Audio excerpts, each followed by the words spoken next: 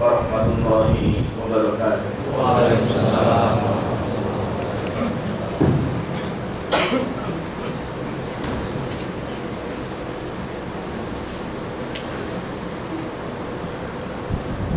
Allahu Akbar,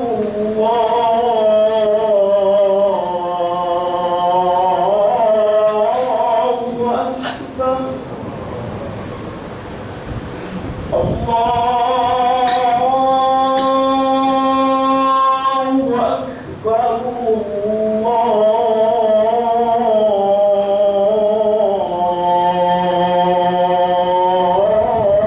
Allahu Akbar. Asyhadu an la ilaha illallah.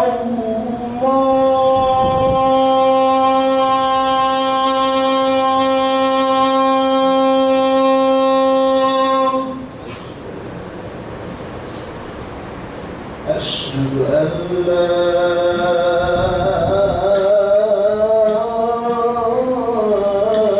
ilaha illallah.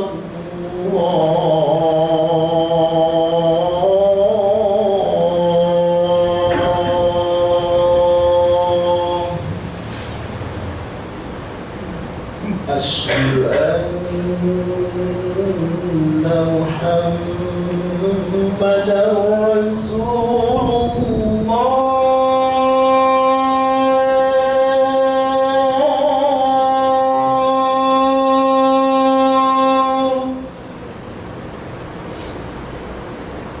Asyhadu anna Muhammadan Rasulullah.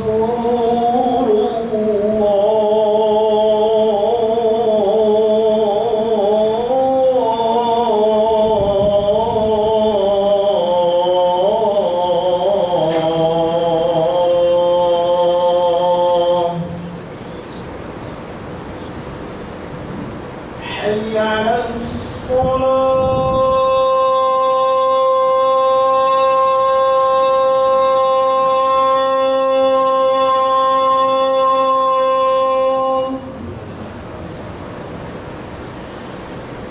حي على الصلاة.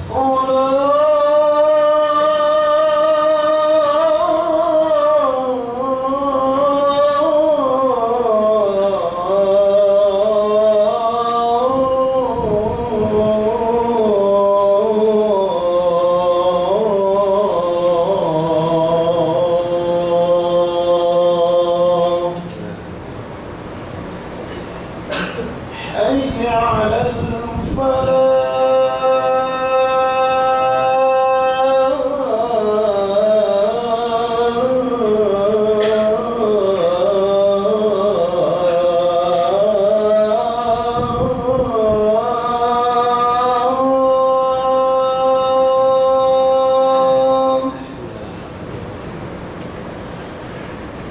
حي على الفلاح.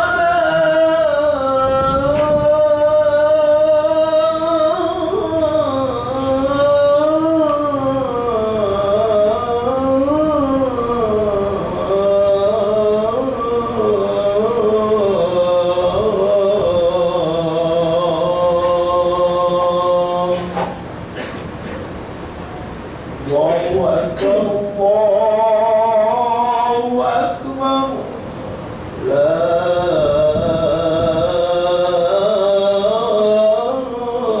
إله إلا الله.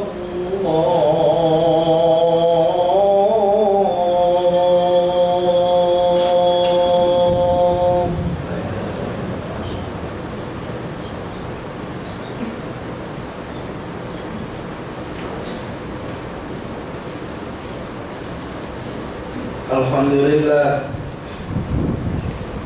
alhamdulillahilladzi ja'ala taqwa libasas salihin wa ajjala ad-dina ribatun baina qulubil mu'minin wa amarna bil ittihadi wa ta'awuni baina ikhwatina muslimin wa nahana 'anil tafarruqi wa tanasu'i fi kitabihil mubin. أشهد أن لا إله إلا الله وحده لا شريك له وهو القوي المتين وأشهد أن محمدا عبده ورسوله صادق الوعد الأمين اللهم صل وسلم وبارك على محمد وآله وأصحابه أجمعين أما بعد فيا عباد الله اتقوا الله حق تقاته ولا تموتن إلا وأنتم مسلمون.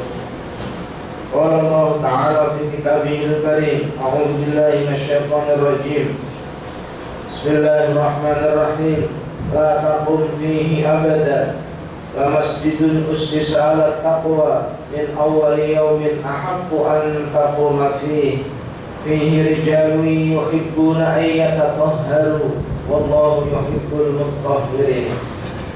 Ma'asyiral muslimin sidang jemaah rahimakumullah.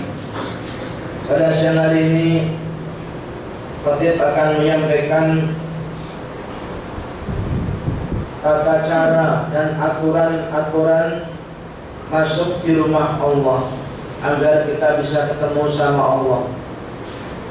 Banyak umat Islam ini masuk di rumah Allah di depan Ka'bah maupun di dalam masjid. Cuman sayang mereka tidak ketemu sama yang punya masjid, tidak ketemu sama yang punya Ka'bah.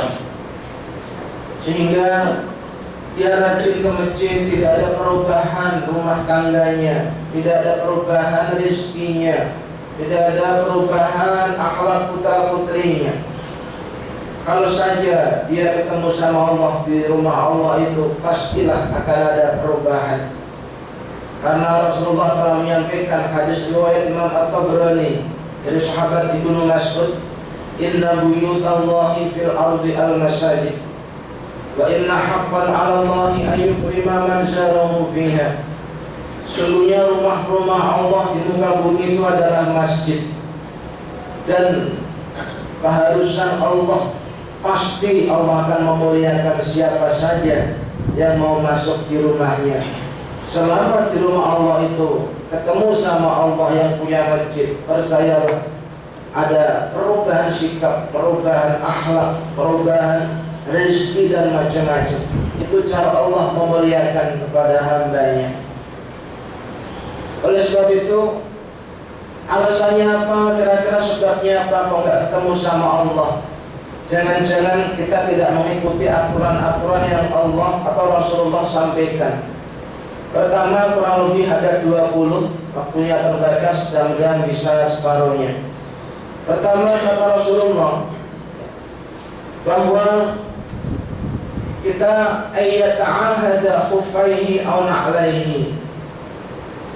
Orang mau masuk masjid itu dipelihara terlebih dahulu kesucian sepatunya, kesucian sendalnya, kesucian pakaiannya.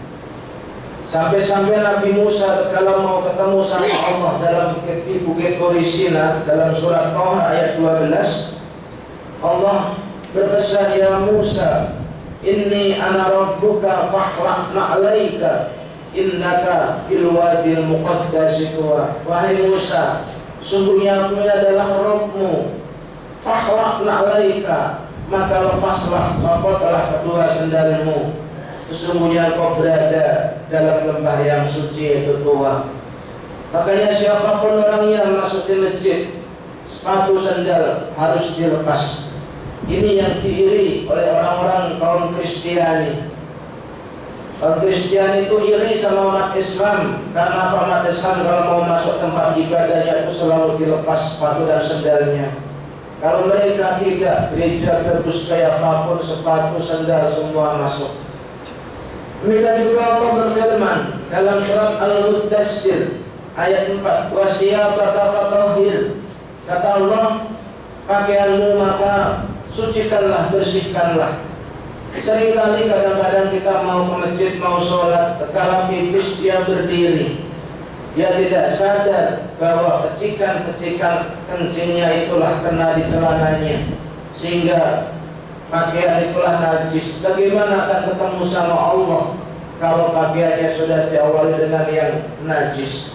Najis ada dua, ada namanya najis aini yang kelihatan mata, dan ada dua namanya najis hukmi, tidak kelihatan mata najisnya tapi hukumnya najis. Oleh sebab itu kata Siti Aisyah, hadis riwayat Imam Bukhari, apabila ada orang yang mengatakan Rasulullah kencing berdiri, ketahuilah bohonglah mereka, kata Siti Aisyah. Rasulullah tidak pernah kencing berdiri. Tapi kenyataannya sekarang ini di masjid-masjid, tempat-tempat beribadah, justru bahkan tempat-tempat kencing itu adalah berdiri.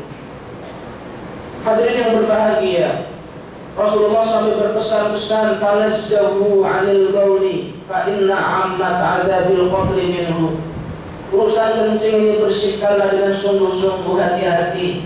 Fa inna 'ammat 'adzabil qabri, kebanyakan makhluk nanti manusia diazab di alam kubur gara-gara kencingnya. Makanya hati-hati, terutama mau lebaran. Saya kalau pulang kampung melihat pengendara-pengendara itu berhenti di pinggir jalan kencing, pelekkan dikencingin kafir. Hati-hati kalau mati, kalau nggak remuk dia di alam kubur. Yang pernah melakukan itu taubat. Sekarang musola banyak, pom bensin di mana-mana bisa berhenti. Terutama orang tua menyuruh anaknya, udah kencing situ aja, ada bapak yang tanggung jawab. Ini nanti tanggung jawab dalam adab nanti bapak ibunya. Jangan coba-coba. Ya.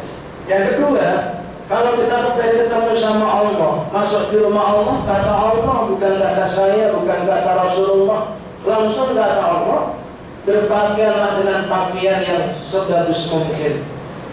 Setiap mau sholat itu kalau pengen ketemu sama Allah, berpakaian dengan pakaian yang paling bagus. Dalam surat Al-A'raf, surat yang ke-7 ayat 31, Allah berpesan, "Ya bani Adam, khudhu zinatakum inda kulli masjid." Wahai anak cucu Adam, ambillah pakaianmu, pakaianlah pakaianmu yang bagus inda kulli masjidin, tatkala setiap kamu masuk masjid mau ketemu Allah, rumahnya Allah. Ini seringkali kadang-kadang kalau mau meeting ketemu sama pejabat itu pakaiannya rapi, pakaiannya mahal. Giliran mau sholat kadang-kadang pakai kaos, kaosnya ada gambarnya partainya. Kadang-kadang ya Allah, bagaimana kan ketemu sama Allah? Bahkan kalau Jumatan saya melihat mereka nggak kebagian tempat di dalam, dia di luar pakai sajadah, sajadahnya adalah pos koran. Orang covernya cewek kita pekan ini, pahanya mulus dan bagaimana kita ketemu sama Allah ketika Allahu Akbar, ya Allah, rasanya susah untuk bisa ketemu sama Allah karena dia tidak punya etika, dia punya akhlak. Dikasih banyak kenikmatan oleh Allah, kadang-kadang pakaiannya asal-asalan. Coba perhatikan, sudah saya perhatikan berkali-kali. Orang-orang Kristen itu kalau mau masuk gereja tidak ada yang pakai kaos. Semua rata-rata yang pakaiannya rapi, meskipun nanti kalau sudah di luar gereja dia itu pakaiannya apa saja. Kenapa kita umat Islam masuk di rumah Allah, di masjid pakaian asal-asalan aja? Apa nggak punya pakaian yang lain?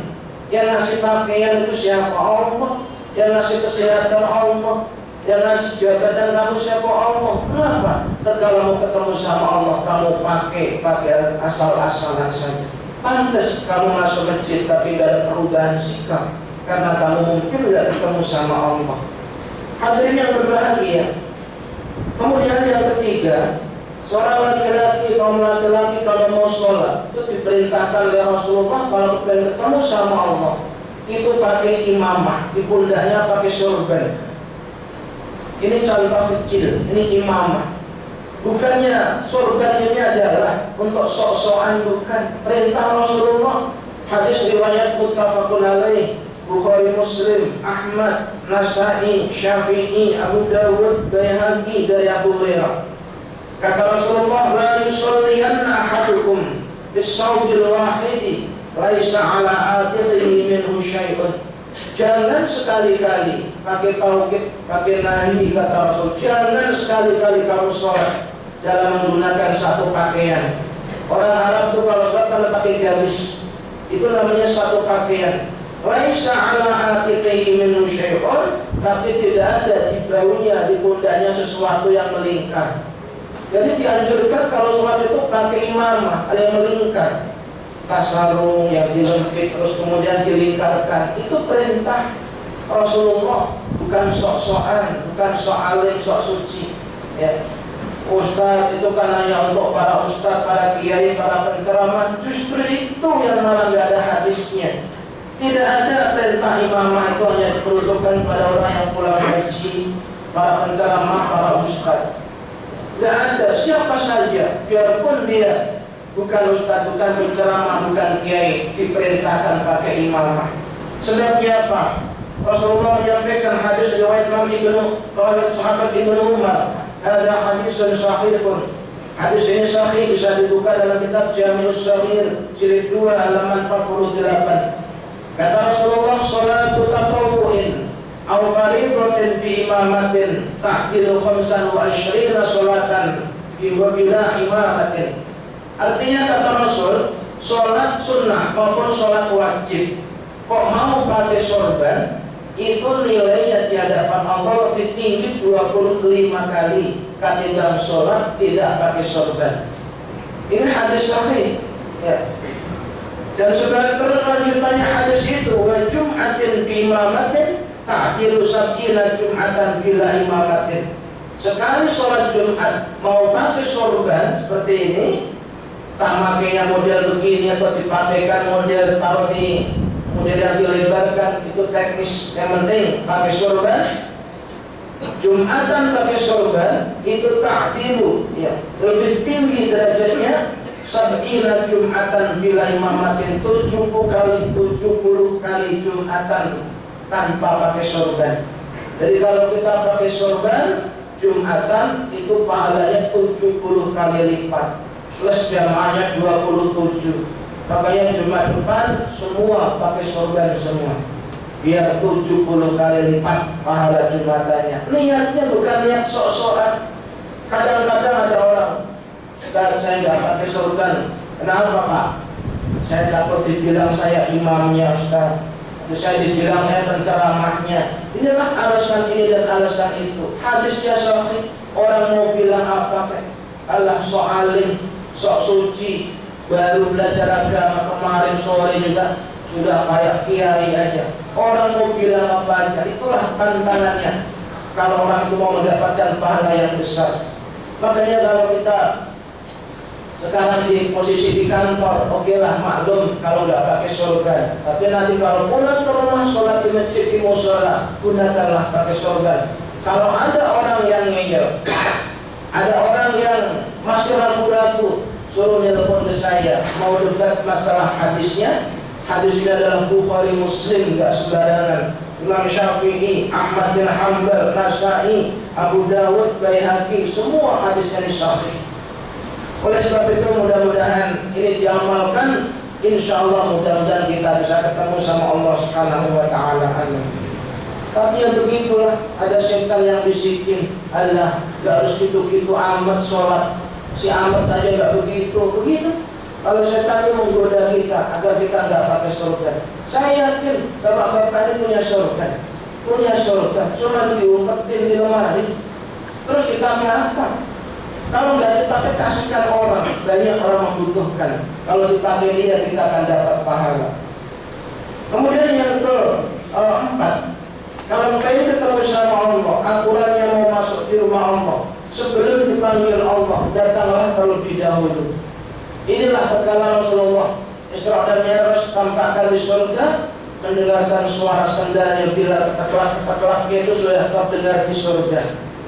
Selesai dari Isra dan Mi'raj, itulah nanya Bilal, wahai Bilal, apa sih kelebihan ibadahmu wahai Bilal? Kenapa ya Rasul? Suara sandalmu itu sudah ada di surga, kamu masih di dunia. Saya biasa-biasa aja ibadahnya ya Rasul, cuman saya itu kalau sholat selalu nungguin waktu. Jadi dia habis wudu, kemudian sholat sunnah wudu, sholat sunnah mutlak, kemudian dia dikir adzan. Inilah Bilal itu selalu nungguin waktu. Ya. Selama ini kita selalu ditungguin waktu. Hayya 'alas sholat, tanggung. Ini bagaimana akan ketemu sama Allah, perhatian kita sama yang panggil enggak ada. Bayangkan kalau kita manggil anak buah kita jam 12 kita panggil, kemudian dia datangnya nanti jam setengah 2, betapa kecewanya kita yang panggil. Makanya kenapa kita nggak bisa? Nyatanya umat Islam khususnya di Indonesia ini, mereka itu sama kangen selalu nungguin waktu, yaitu waktu maghrib. Mereka bisa partai apa saja sama nungguin maghrib. Gak ada partai tetap 20 menit lagi gua baru buka, enggak. Semua kompak bersatu itu umat Islam Indonesia. Kalau masalah maghrib, sampai ada yang di depan televisi cepat nyari maghrib duluan. Tahu-tahu yang maghrib duluan Surabaya. Ini kita yang megang remote itulah akan tanggung jawab. Batal semua itu, harus pokok bayar karena belum waktunya. Hadirin yang berbahagia, ayo kita rubah sikap kita kalau pengen ketemu sama Allah. Setiap waktu datanglah sebelum adzan, sebelum dipanggil oleh Allah. Iya Ustaz, tapi hanyalah dari tapi rapat Ustaz, tapi tanggung Ustaz, tapi lapar belum makan Ustaz, tapi dari dulu nggak pernah ada perubahan, tapi dijadikan masalah. Kenapa nggak kita rubah dari sekarang? Pantas Anda belum ketemu sama Allah. Kalau sudah ketemu sama Allah akan menikmati betapa nikmatnya kita di masjid di rumah Allah. Hadirin yang berbahagia, berikutnya adalah nomor 5. Saya singkat saja karena waktunya terbatas. Setiap mau masuk ke masjid, maka carilah saf yang paling depan. Selalu cari saf yang paling depan. Ini kadang-kadang ada orang datang duluan, dia malah di belakang. Saya tanya, Bang, kenapa di belakang, Bang? Ustaz, kalau di belakang bisa nyender, Ustaz. Kalau di depan nggak bisa. Dan ini ada kesempatan emas hanya disia-siakan untuk nyender. Kalau sudah nyender, apa yang terjadi? Ngantuk. Karena dia habis makan. Kalau sudah ngantuk, apa yang akibatnya nanti? Nggak dengerin khutbah. Kalau sudah Rabbana atina fid dunya, baru dia bangun. Ya Allah, bagaimana akan ketemu sama Allah kalau ibadahnya asal-asalan? Rasulullah menyampaikan hadis riwayat Imam Muslim nomor 440, khairus sufufir rijali awwaluha wa syarruha akhiruha. Sebaik-baik saf laki-laki adalah saf yang paling depan, dan seburuk-buruk saf laki-laki adalah saf yang paling belakang. Kenapa enggak kita manfaatkan? Kita tahu punya istirahat jam setengah 12, segera berangkat, ya, segera berangkat. Karena berangkat duluan itu adalah pahalanya sama dengan korban onta. Gelombang kedua sama dengan kita berkorban sapi. Itu hadis Bukhari Muslim. Kalau berangkat gelombang ketiga yang setengah 12 itu masuk gelombang ketiga, khotib belum naik, sama dengan berkorban kambing. Gelombang keempat khotib sudah naik baru datang, sama dengan korban ad-dajajah kata Rasul, yaitu ayam. Apalagi khotib sudah panjang lebar bicara baru datang, kata Rasulullah sama dengan berkorban, yaitu telur ayam. Ini kalau disampaikan anak muda masih ngeyel, lumayan Ustaz, telur ayam, ketimbang tai ayam, begitu. Kapan kita akan ada peningkatan, saudara? Kalau kita bertemu sama Allah caranya begitu. Hadirin yang berbahagia, Rasulullah menyampaikan, salasun law ya'lamun nasu ma fihinna la'udalu rabdal ibli fi talabihinna. Ada 3 hal. Kalau 3 hal ini kita tahu keutamaannya besarnya pahala yang Allah sediakan, pas jalan mereka akan kejar-kejaran menggapainya seperti unta lari dalam mengejarnya. Pertama adalah al-adzan. Adzan itu adalah keutamaannya luar biasa. Kata Rasulullah hadis riwayat Imam Muslim, al-mu'adzzinuna atwalun nasi a'laqan yaumal qiyamah. Orang-orang keluarkan adzan itu besok dari kiamat orang yang paling panjang lehernya. Artinya dia akan dapat syafaat duluan. Hadis riwayat Imam Ibnu Majah dari sahabat Ibnu Abbas, Rasulullah menyampaikan, man adzana muhtasiban sab'a sinina kutibat lahu bara'atun minan nar. Kata Rasulullah, barang siapa yang pernah adzan selama 7 tahun, maka dia akan dicap, akan dapat sertifikat bebas dari api neraka. Dari sahabat Ibnu Umar, Rasulullah menyampaikan, man adzana sintai asyrata sanatan wajibat lahul jannah. Barang siapa yang pernah adzan selama 12 tahun, wajibat lahul jannah, dia akan dicap sebagai calon penghuni surga. Wajib bagi yang masuk surga. Makanya para mertua jangan pindah tempat dulu sebelum 12 tahun. Ya, kalau Anda pernah adzan selama 12 tahun dapat sertifikat bebas dari api neraka dan dia termasuk wajib masuk surga. Wa kutibat lahu bi ta'zini, setiap sekali adzan dia akan dapat fi kulli yawmin 60 hasanatan, 60 pahala. Wa li kulli qomatin salasuna hasanatan, setiap kali qomat dia akan dapat 30. Coba adzan itu pahalanya 60, qomatnya 30, 90. Kalau Jumatan sorban pakai sorban tukang adzannya adalah 70, belum lagi jamanya 27 pahala. Ya. Makanya kalau nanti kita pensiun, cita-citalah jadi muadzin. Ini adalah orang yang luar biasa utamaannya. Yang jadi masalah adalah bolehkah si A yang adzan, si B yang qomat?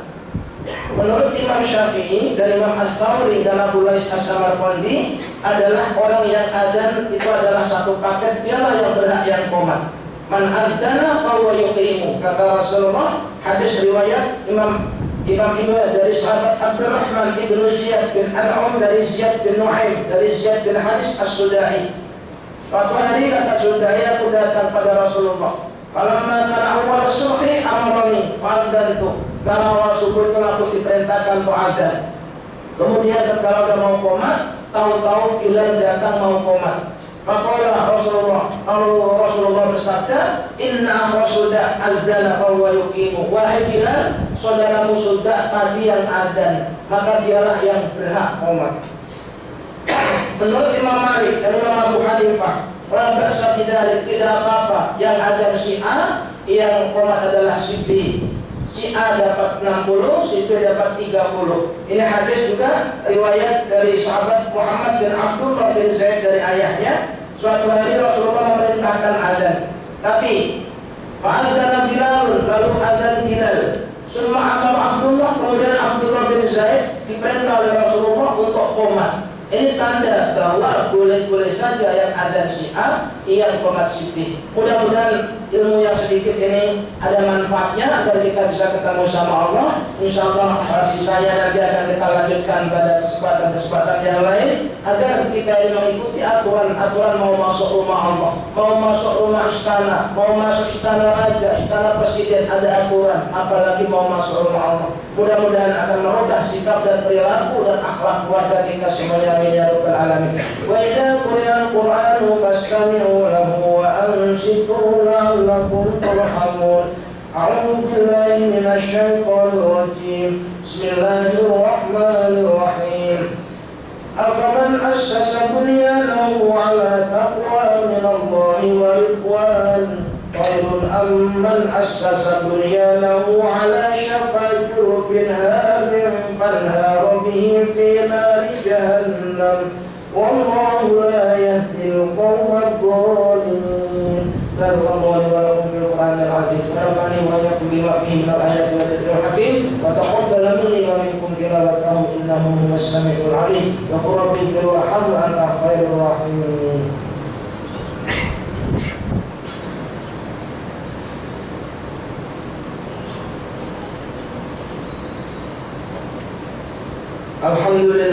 Alhamdulillahilladzi ja'ala taqwa libasas shalihin. Ahmaduhu subhanahu wa ta'ala hamda 'abdin mu'tarifin bisidqil yaqin. Asyhadu an la ilaha illallah wahdahu la syarika lahul malikul haqqul mubin. Wa asyhadu anna Muhammadan 'abduhu wa rasuluhu sayyidul awwalin wal akhirin. Allahumma shalli wa sallim wa barik ala Muhammad wa ala alihi wa sahbihi ajma'in. Amma ba'du, fa ya ayyuhan nas ittaqullaha haqqa tuqatih ولا تموتن إلا وأنتم مسلمون واعلموا أن الله سبحانه وتعالى صلى على نبيه قديما وأمرنا بذلك إرشادا لنا وتعليما. فقال تعالى ولم يزل قائلا عليما إن الله وملائكته يصلون على النبي يا أيها الذين آمنوا صلوا عليه وسلموا تسليما. اللهم صل على محمد وعلى آل محمد كما صليت على إبراهيم وعلى آل إبراهيم وبارك على محمد وعلى آل محمد كما باركت على إبراهيم وعلى آل إبراهيم في العالمين إنك حميد مجيد. اللهم اغفر للمؤمنين والمؤمنات والمسلمين والمسلمات الأحياء منهم والأموات إنك سميع قريب مجيب الدعوات ويا قاضي الحاجات. اللهم انصر الإسلام والمسلمين، اللهم انصر الإسلام والمسلمين، وانصر إخواننا المجاهدين في العراق وأفغانستان وفلسطين وإيران وغيرها من بلدان المسلمين. اللهم أهلك اليهوديين، اللهم أهلك اليهوديين والنصرانيين في فلسطين، وأنذر أعداءك أعداء الدين. اللهم انصر من نصر الدين، واخذل من خذل المسلمين، وعلي كلمتك إلى يوم الدين. اللهم ادفع عنا الغلاء والبلاء والوباء والفحشاء والسيوف المختلفة والشدائد والمحن ما ظهر منها وما بطن من بلدنا إندونيسيا هذا خاصة ومن بلدان المسلمين عامة، إنك على كل شيء قدير. ربنا آتنا في الدنيا حسنة وفي الآخرة حسنة وقنا عذاب النار. عباد الله، إن الله يأمر بالعدل والإحسان وإيتاء ذي القربى وينهى عن الفحشاء والمنكر والبغي يعظكم لعلكم تذكرون. فاذكروا الله العظيم يذكركم واشكروه على نعمه يزدكم واسألوه من فضله يؤتكم ولذكر الله أكبر.